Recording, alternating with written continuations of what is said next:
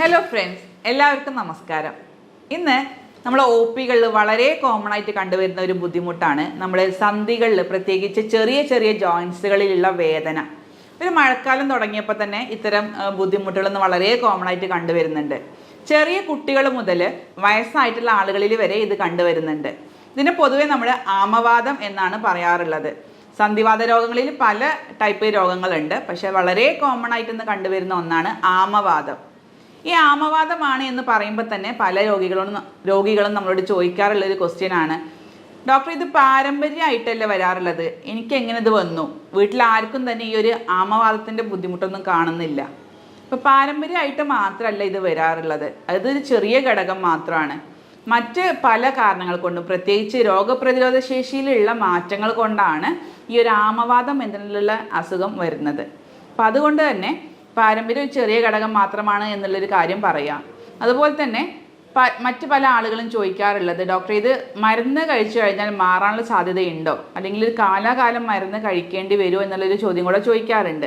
അപ്പോൾ ഇതൊരു മാറാ രോഗമല്ല, നമുക്ക് കൃത്യമായിട്ട് നേരത്തെ കണ്ടെത്തി അതിനുള്ള ട്രീറ്റ്മെൻറ്റ് നേരത്തെ എടുക്കുകയാണെങ്കിൽ വളരെ എഫക്റ്റീവായിട്ട് മാനേജ് ചെയ്യാൻ പറ്റുന്ന രോഗാവസ്ഥയാണ് ആമവാദം.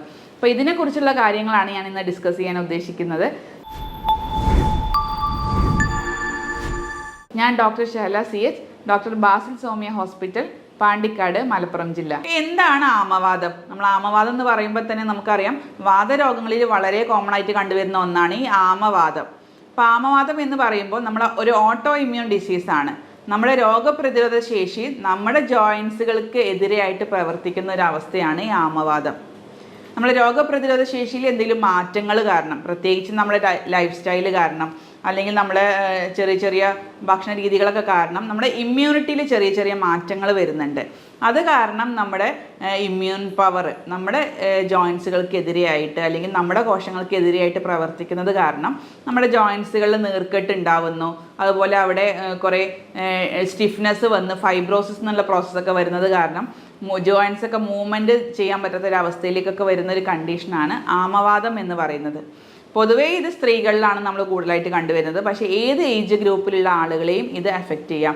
ഏത് സമയത്ത് വേണമെങ്കിലും ഇതിൻ്റെ ഒരു ട്രിഗറിങ് ആയിട്ട് നമുക്ക് ആമവാദത്തിൻ്റെ ബുദ്ധിമുട്ടുകൾ കാണാറുണ്ട്. അപ്പോൾ രണ്ട് രീതിയിലുള്ള ആളുകളെയാണ് നമ്മൾ ആമവാദവുമായി ബന്ധപ്പെട്ട് OPയിൽ കണ്ടുവരുന്നത്. ഏറ്റവും കോമൺ ആയിട്ട് കണ്ടുവരുന്ന ആളുകളാണ്, പ്രത്യേകിച്ച് അവർക്ക് ജോയിൻസുകളിലുള്ള അഫെക്ഷൻ വളരെ കൂടുതലായിരിക്കും. കഠിനമായിട്ടുള്ള വേദന ഉണ്ടാവും, നീർക്കെട്ട് ഉണ്ടാവും, രാവിലെ എണീക്കുമ്പോൾ ജോയിൻസുകൾ അനക്കാൻ പറ്റാത്തൊരവസ്ഥയിലേക്കായിരിക്കും മിക്ക സ്ത്രീകളും വരുന്നുണ്ടാവുക. പക്ഷെ ചില ആളുകളുടെ ബ്ലഡ് ടെസ്റ്റ് ചെക്ക് ചെയ്ത് നോക്കുമ്പോൾ നമുക്ക് അതിൽ ഈ ആമവാദവുമായി ബന്ധപ്പെട്ടുള്ള ഒരു ലക്ഷണങ്ങളും കാണാറില്ല. അതായത് RA ഫാക്ടർ, ESR ഒക്കെ നോർമലായിരിക്കും. അതിനെ നമ്മൾ സീറോ നെഗറ്റീവ് റിമറ്റോയ്ഡ് ആർത്രൈറ്റിസ് എന്നുള്ള വിഭാഗത്തിലാണ് പെടുത്തുന്നത്. പിന്നെ മറ്റ് ഒരു വിഭാഗത്തിൽ നമ്മൾ നേരെ ഓപ്പോസിറ്റായിട്ട് കാണാറുണ്ട്. അതായത് പ്രത്യേകിച്ച് സ്ത്രീകളൊക്കെ ആണെങ്കിൽ അവർക്ക് ജോയിൻറ്റ് പെയിൻസ് ഒക്കെ വല്ലപ്പോഴേ കാണാറുള്ളൂ. പക്ഷെ അവരെ ബ്ലഡ് ടെസ്റ്റ് നമ്മൾ എന്തെങ്കിലും ആവശ്യത്തിന് ടെസ്റ്റ് ചെയ്ത് നോക്കുമ്പോൾ അവരെ ബ്ലഡ് ടെസ്റ്റിൽ റൂമാറ്റോയ്ഡ് ഫാക്ടറും അതുപോലെ ESR ഒക്കെ വളരെ കൂടുതലായിട്ട് കാണാറുണ്ട്. അതിന് നമ്മൾ സീറോ പോസിറ്റീവ് റൂമാറ്റോയ്ഡ് ആർത്രൈറ്റിസ് അല്ലെങ്കിൽ സീറോ പോസിറ്റീവ് ഗ്രൂപ്പിലാണ് ഇതിനെ പെടുത്താറുള്ളത്. അങ്ങനെ രണ്ട് വിഭാഗമായിട്ട് നമ്മൾ ഈ ഒരു ആമവാദം പ്രത്യേകിച്ച് ക്ലിനിക്കലി നമ്മൾ കണ്ടുവരുന്നുണ്ട്. അതുകൊണ്ട് തന്നെ നമുക്ക് ആമവാദം പ്രത്യേകിച്ച് നേരത്തെ കണ്ടെത്താൻ ചെറിയ സംശയങ്ങളും ചെറിയ ബുദ്ധിമുട്ടുകളും വരാറുണ്ട്. അപ്പോൾ അതിനെ നേരത്തെ കണ്ടെത്തുക എന്നുള്ളതാണ് ആമവാദത്തിൻ്റെ ട്രീറ്റ്മെൻറ്റിൽ ഫസ്റ്റ് സ്റ്റെപ്പായിട്ട് നമ്മൾ കാണാറുള്ളത്. അപ്പോൾ എങ്ങനെ നമുക്ക് ആമവാദത്തെ നേരത്തെ കണ്ടെത്താം? കുറച്ച് ക്ലിനിക്കൽ ഫീച്ചേഴ്സ് അല്ലെങ്കിൽ നമുക്ക് ലക്ഷണങ്ങൾ നോക്കിക്കഴിഞ്ഞാൽ തന്നെ ഇത് ആമവാദമാണോ എന്ന് നമുക്ക് ഉറപ്പിക്കാവുന്നതാണ്. അതിന് അനുയോജ്യമായിട്ടുള്ള ഒരു 6 ലക്ഷണങ്ങളാണ് ഞാൻ പറയാൻ ഉദ്ദേശിക്കുന്നത്. അതിൽ ഏറ്റവും ഇമ്പോർട്ടൻ്റ് ആയിട്ടുള്ള ഒന്നാണ്, രാവിലെ എണീറ്റ് കഴിയുമ്പോൾ ഇത്തരം രോഗികൾക്ക് സ്റ്റിഫ്നെസ് അനുഭവപ്പെടുക. ഒരു 1-2 മണിക്കൂറുകൾ സ്റ്റിഫ്നെസ് വരിക. പിന്നെ കുറച്ച് മൂവ്മെൻറ്റ് ചെയ്ത് കഴിഞ്ഞാൽ അതിൻ്റെ സ്റ്റിഫ്നെസ് കുറഞ്ഞു വരിക. പിന്നെ പ്രത്യേകിച്ച് കൈയിൻ്റെയും കാലിൻ്റെയും ചെറിയ വിരലുകളൊക്കെയാണ് അത് എഫക്റ്റ് ചെയ്യുന്നത്. ചെറിയ ജോയിൻസുകളിൽ മൾട്ടിപ്പിളായിട്ട് ഒന്നോ അതിലധികമോ ജോയിൻസിൻ്റെയൊക്കെ അഫെക്ഷൻ ഉണ്ടാവും. ഇതിൽ പ്രത്യേകിച്ച് നീർക്കെട്ടും വേദനയും അനുഭവപ്പെടാറുണ്ട്. അതുപോലെ തന്നെ ഇവർ ജോയിൻസിൻ്റെ മുകളിലായിട്ട് ചെറിയ ചെറിയ ഇൻഫ്ലമേറ്ററി നോഡ്യൂൾസ്, ചെറിയ ചെറിയ മുഴകളായിട്ടൊക്കെ പ്രത്യക്ഷപ്പെടാറുണ്ട്. അവർ ബ്ലഡ് ടെസ്റ്റ് ചെയ്യുമ്പോൾ റൂമാറ്റോയ്ഡ് ഫാക്ടർ പോസിറ്റീവ് ആയിരിക്കും. ചില കേസുകളിൽ ജോയിൻ്റ് ഡീഫോമിറ്റി വന്നു കഴിഞ്ഞാൽ എക്സ്റേയിലൊക്കെ അതിൻ്റെ ഡീഫോമിറ്റിയും കാണാൻ പറ്റും. ഇത്തരത്തിലുള്ള ലക്ഷണങ്ങൾ ഒരാളിൽ കാണുകയാണെങ്കിൽ അവർക്ക് ആമവാദം ആണ് എന്ന് തന്നെ നമുക്ക് ഉറപ്പിക്കാം. പിന്നെ സീറോ നെഗറ്റീവ് ആയിട്ടുള്ള കേസുകളിൽ നമുക്ക് ലാബ് ടെസ്റ്റും കൂടെ ചെയ്യേണ്ടി വരും. അപ്പോൾ ലാബ് ടെസ്റ്റിൽ ചില കേസുകളിൽ RA ഫാക്ടറും റുമാറ്റോയിഡ് ഫാക്ടറും അല്ലെങ്കിൽ ESR ഒക്കെയാണ് നമ്മൾ കോമൺ ആയിട്ട് നോക്കുന്നത്. ESR പൊതുവേ ഇത്തരം രോഗികളിൽ ഒരു 100-ലേറെയൊക്കെ കൂടുതലായിട്ട് കാണുന്നുണ്ട്. അതുപോലെ തന്നെ റുമാറ്റോയിഡ് ഫാക്ടറും ഒരു 400-200 ആ റേഞ്ചിലൊക്കെ ഇത്തരം ആമവാദമുള്ള ആളുകളിൽ നമ്മൾ കോമൺ ആയിട്ട് കണ്ടുവരുന്ന ഒന്നാണ്. ഇത്തരം ടെസ്റ്റുകളിലൂടെയും അതുപോലെ തന്നെ ലക്ഷണങ്ങളിലൂടെയും നമുക്ക് ആമവാദമാണോ എന്ന് തന്നെ ഇത് ഉറപ്പിക്കാം. കാരണം ആമവാദവുമായിട്ട് ബന്ധപ്പെട്ട് ഒരുപാട് സിമിലാരിറ്റി ഉള്ള മറ്റ് പല അസുഖങ്ങളും ഉണ്ട്. അതിന് ഏറ്റവും എക്സാമ്പിൾ ആയിട്ടുള്ള ഒന്നാണ് നമ്മുടെ യൂറിക് ആസിഡുമായി ബന്ധപ്പെട്ട ജോയിൻറ്റ് പെയിൻസ്. അതിലും ഇതുപോലെ തന്നെ നീർക്കെട്ടും വേദനയൊക്കെ അനുഭവപ്പെടാറുണ്ട്. പക്ഷേ കുറച്ച് വലിയ ജോയിൻറ്റ്സ് എന്ന് പറയുമ്പോൾ നമ്മുടെ തള്ളവിരലിലൊക്കെയാണ് കൂടുതലായിട്ട് ഇത് പേഷ്യൻസിന് വേദന അനുഭവപ്പെടാറുള്ളത്. അതുപോലെ തന്നെ അതിലും നോഡ്യൂൾസ് ഡെവലപ്പ് ചെയ്യാറുണ്ട്.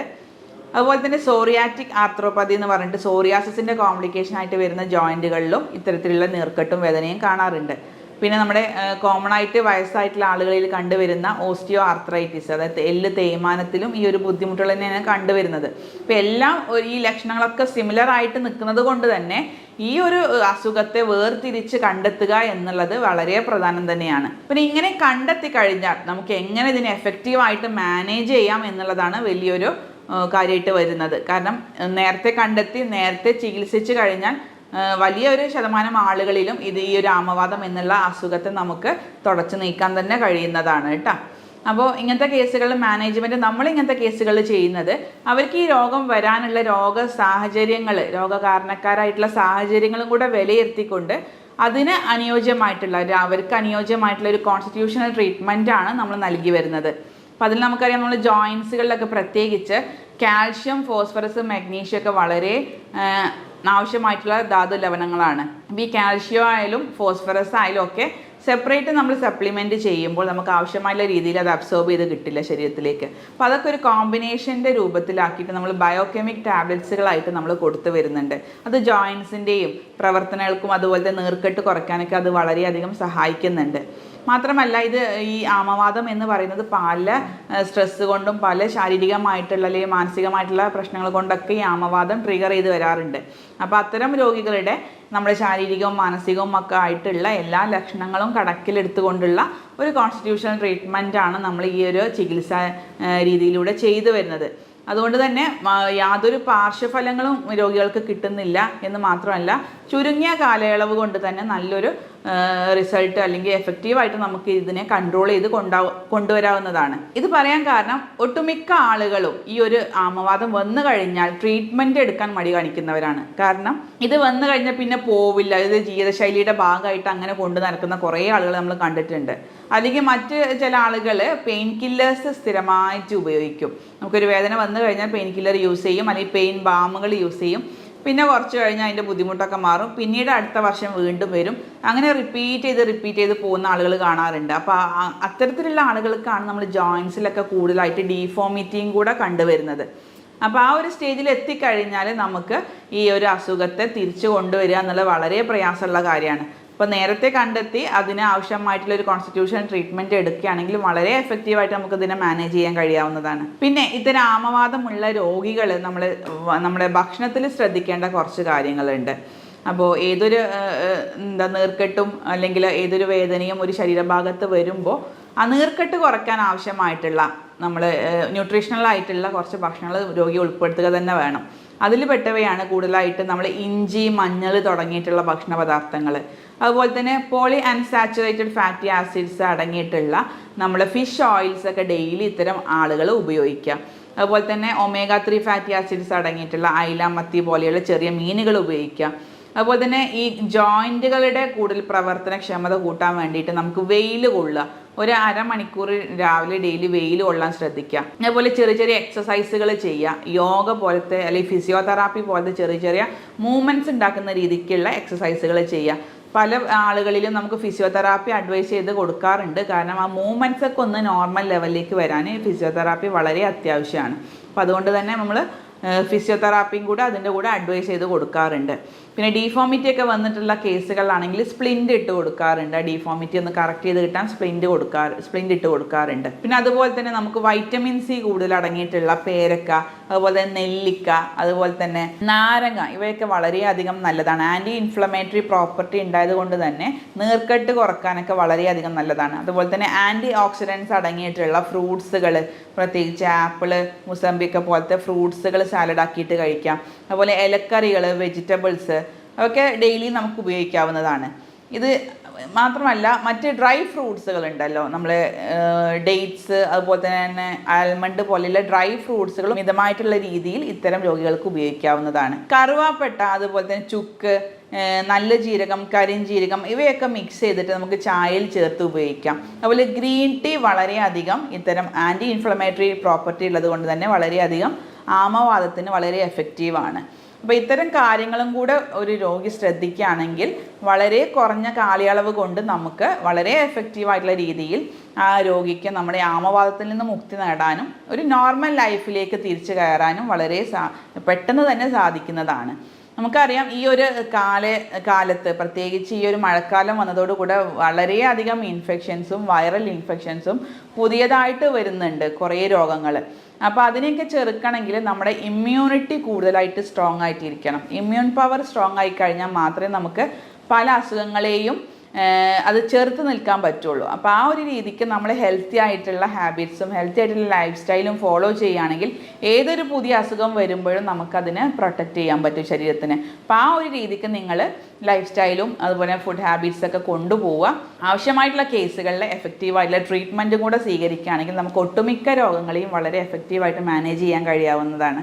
നമുക്ക് എന്തെങ്കിലും ഈ ഒരു ആമവാദവുമായി ബന്ധപ്പെട്ട് എന്തെങ്കിലും സംശയങ്ങളുണ്ടെങ്കിൽ, നിങ്ങൾക്ക് ട്രീറ്റ്മെൻറ്റുമായി ബന്ധപ്പെട്ട് എന്തെങ്കിലും സംശയങ്ങളൊക്കെ ഉണ്ടെങ്കിൽ നിങ്ങൾക്ക് താഴെ കാണുന്ന വാട്സപ്പ് നമ്പറിൽ എന്നെ നേരിട്ട് ബന്ധപ്പെടാവുന്നതുമാണ്. സ്നേഹത്തോടെ doctor Shahala CH, doctor Basil Soumya hospital, Pandikkad.